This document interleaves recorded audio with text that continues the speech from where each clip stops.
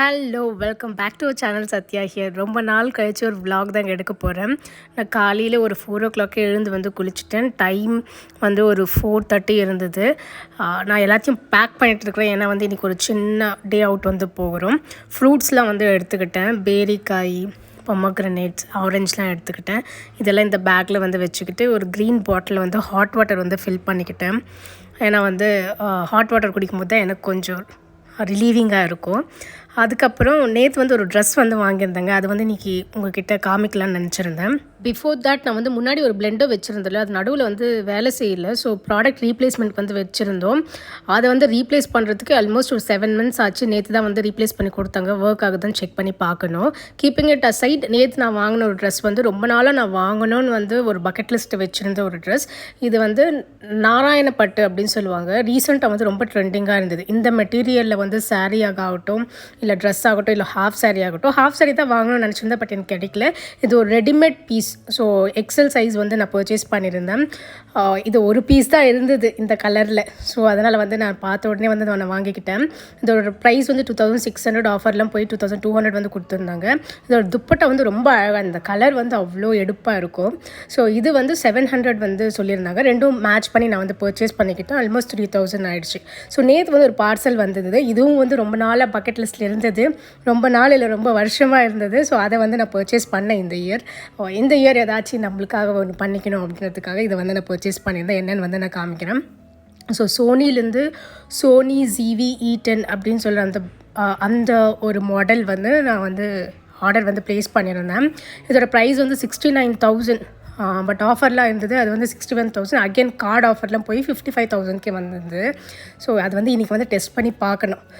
இந்த ட்ரெஸ் வந்து நான் வேர் பண்ணிக்கிட்டேன். எனக்கு ரொம்ப பிடிச்சிருந்ததுங்க. அவ்வளோ எடுப்பாக இருந்தது. கலர் வந்து அவ்வளோ நல்லா இருந்தது. எல்லாமே வந்து மேட்ச் ஆச்சு. இன்றைக்கி நான் போட்டு இந்த ஆக்சசரிஸ்லாம் வந்து மேட்ச் ஆச்சு. கம்மல் மட்டும் நான் மாற்ற வந்து மறந்துட்டேன். ஸோ ஒரு 6 o'clock போல் வந்து நாங்கள் கிளம்பிட்டோம்.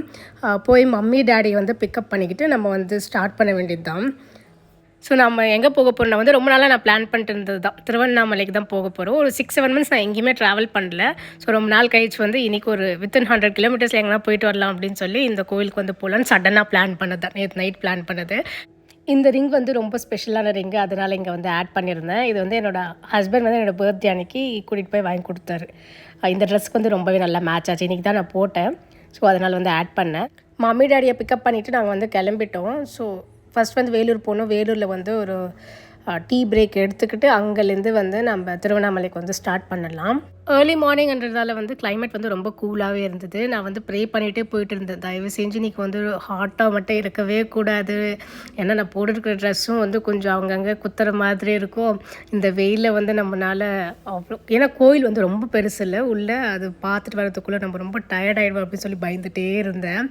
திருவண்ணாமலைக்கு வந்து ரொம்ப நாளாக போகணுன்னு சொல்லி நான் விருப்பப்பட்டேன். ஸோ லாஸ்ட் இயர் இதே அக்டோபரில் வந்து போயிருந்தோம். கிரிவலம் சுற்றிட்டு பட் சாமி பார்க்க முடியல, வந்துட்டோம் நாங்கள். எப்பயோ சின்னப்போ வந்து சாமி பார்த்த மாதிரி ஞாபகம். அதுக்கப்புறம் நான் போகல, ரொம்ப பிரேக் வந்துடுச்சு. ஸோ எங்கள் டேடி வந்து எவ்ரி மந்த் வந்து திருவண்ணாமலைக்கு போவார். அந்த கிரிவலம் சுற்றிட்டு வருவார். இப்போ வந்து ஒரு லாஸ்ட் 2-3 yearsஆக வந்து போகிறதில்ல. ஏன்னா வந்து அவருக்கு வயசாகிட்டே இருக்கிறதுனால வந்து நாங்களும் எங்கேயும் அனுப்புறதில்ல. ஸோ பெர்மிஷன் கொடுக்காதனால அவர் வந்து இப்போ வந்து ரெகுலராக போகிறதில்ல.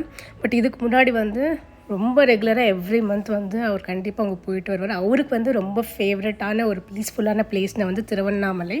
எனக்கு வந்து ஒரு கஷ்டம், மனசு சரியில்லைனா வந்து எனக்கு ஃபர்ஸ்ட் வந்து மைண்டில் தோன்றது வந்து திருமலாக்கு போயிட்டு வந்துடணும், பெருமாளை பார்த்துட்டு வந்துடணும் அப்படின்னு. அந்த மாதிரி என்னோடய டேடிக்கு வந்து மைண்ட் சரியில்லை, இல்லைன்னா வந்து ரொம்ப கஷ்டமாக இருக்குது, மனசு சரியில்லைனா வந்து அவரோட ஃபர்ஸ்ட் ஆப்ஷன் வந்து திருவண்ணாமலையாக தான் இருக்கும்.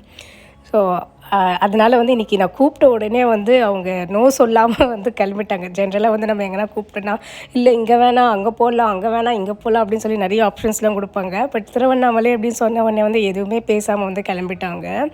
கரெக்டாக ஒரு 1 hour 45 minutes வந்து திருவண்ணாமலை வந்து நாங்கள் ரீச் பண்ணிவிட்டு அரவுண்ட் 8:39க்கு. ஸோ இதுக்கு மேலே பிரேக்ஃபாஸ்ட் சாப்பிட்டு கிளம்பிட வேணாம், நம்ம வந்து கோயில் பார்த்துட்டு அதுக்கப்புறம் பிரேக்ஃபாஸ்ட் சாப்பிட்லாம் அப்படின்னு பிளான் பண்ணி வந்து கார் பார்க் பண்ணிவிட்டு உள்ளே போகிறோம். அவ்வளோ ஜனங்க. நாங்கள் உள்ளே போகும்போதாச்சும் பரவாயில்லை. ஸோ ஒரு பெரிய க்யூ இருந்துச்சு. 50 rupees டிக்கெட்டில் வந்து நாங்கள் போனோம். எங்கள் மம்மி மட்டும் அவங்களால நடக்க முடியாதுன்றதுனால வந்து அந்த அவங்க வந்து கன்சிடர் பண்ணி உள்ளே அனுப்பிச்சிட்டாங்க நேராக. நானும் என்னோடய ஹஸ்பண்டும் என்னோடய டேடி மட்டும் 50 rupees க்யூவில் போனாங்க. எவ்வளோ நேரம் ஆச்சுன்னா 3 hours ஆச்சு தரிசனம் முடிய. அந்த கோயில் கோபுரம் உள்ளேருந்து பார்க்கும்போது வந்து அவ்வளோ பிரம்மாண்டமாக தெரிஞ்சுது. அவ்வளோ பெரிய கோபுரம் எப்படிடா அப்படின்னு வந்து தோணுச்சு. ஆனால் ரொம்ப வெயிலாக இருந்துச்சு. நான் என்ன ப்ரே பண்ணேனோ அது நடக்கல, ரொம்ப வெயிலாக இருந்துச்சு. ஸோ அந்த க்யூவில் வந்து அவ்வளோ நேரம் வந்து நடந்து போகிறது வந்து எனக்கு ரொம்ப டயர்டாயிட்டேன். நான் பாதி தூரத்துக்கு மேலே என்னால் முடியல. பட் எப்படியோ ஒன்று மேனேஜ் பண்ணி நான் உள்ளே போய் அவ்வளோ கூட்டத்தில் வந்து எப்படியோ நல்லபடியாக சாமி பார்த்துட்டு வந்துட்டு ரொம்ப சந்தோஷமாக இருந்தது. என்னோடய ஹஸ்பண்டுக்கு வந்து இதுதான் ஃபர்ஸ்ட் டைம் திருவண்ணாமலையில் இருக்கிற அண்ணாமலையாரை பார்க்குறது. ஸோ அவருக்கும் வந்து இந்த டெம்பிள் வந்து ரொம்பவே பிடிச்சிருந்தது. நான் நெக்ஸ்ட் டைம் ஹாலிடே டைமில் எந்த கோயிலுக்கும் பிளான் பண்ணாதீங்கன்னு ரொம்ப ஸ்ட்ரிக்டாகவே சொல்லிட்டாரு. ஏன்னா எப்போயுமே நாங்கள் பிளான் பண்ணும்போதெல்லாம் ஹாலிடேஸ்லேயே பிளான் பண்ணுவோம்.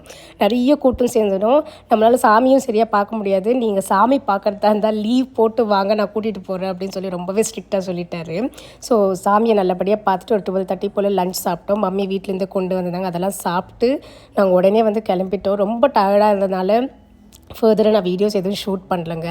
Hope you like this video. உங்களால் சாமி பார்க்க முடியலன்னா இதிலேருந்து பார்த்து நீங்கள் வந்து பிளெஸ்ஸிங்ஸ் வாங்கிக்கோங்க. Thank you. Meet in the next video. Bye.